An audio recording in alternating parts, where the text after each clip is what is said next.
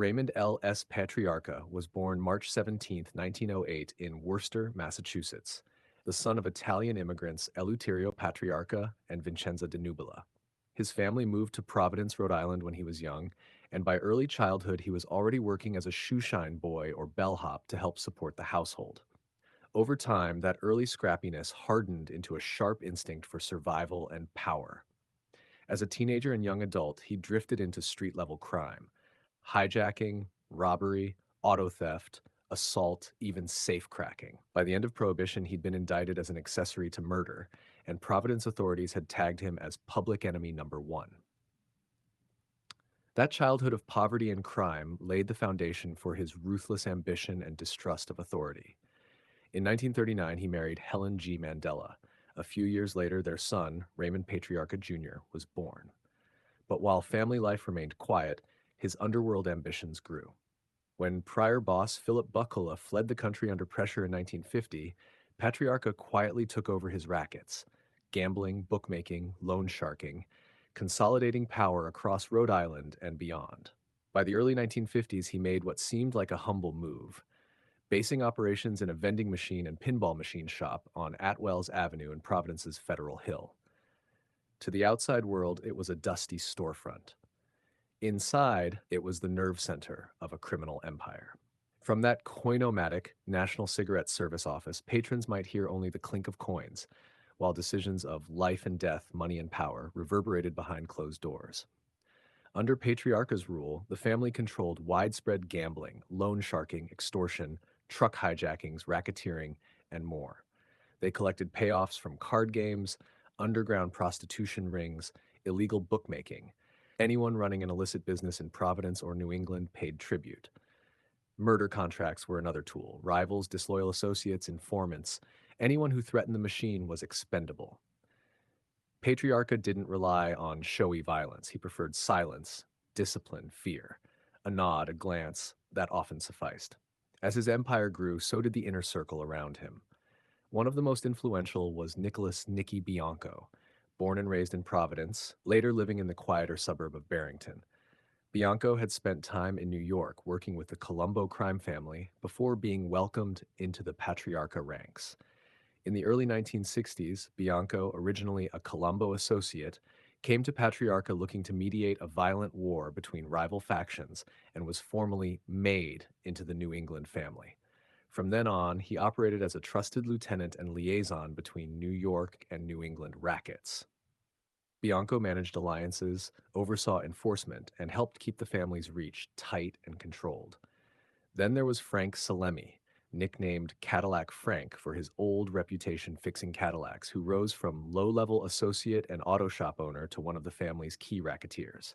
He handled loan sharking, enforcement, and eventually became central to the family's reorganization after Patriarcha's death.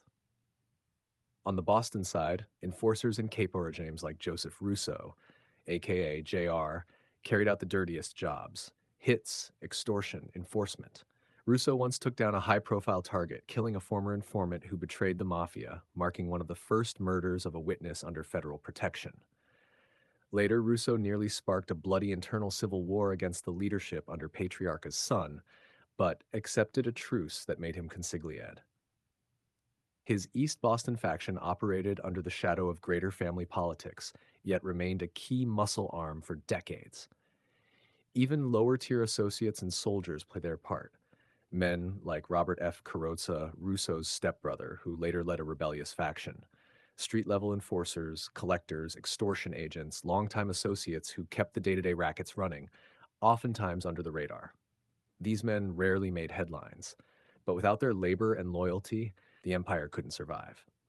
As time went on, though, cracks began to form.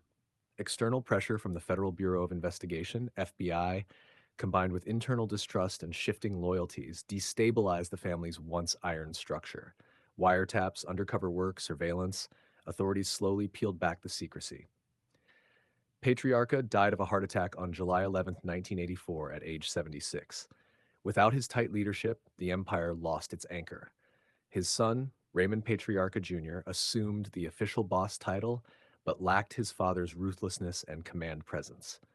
Real power increasingly shifted into the hands of underbosses and lieutenants like Bianco and Salemi. As factions jostled for influence, old alliances frayed and dissension rose.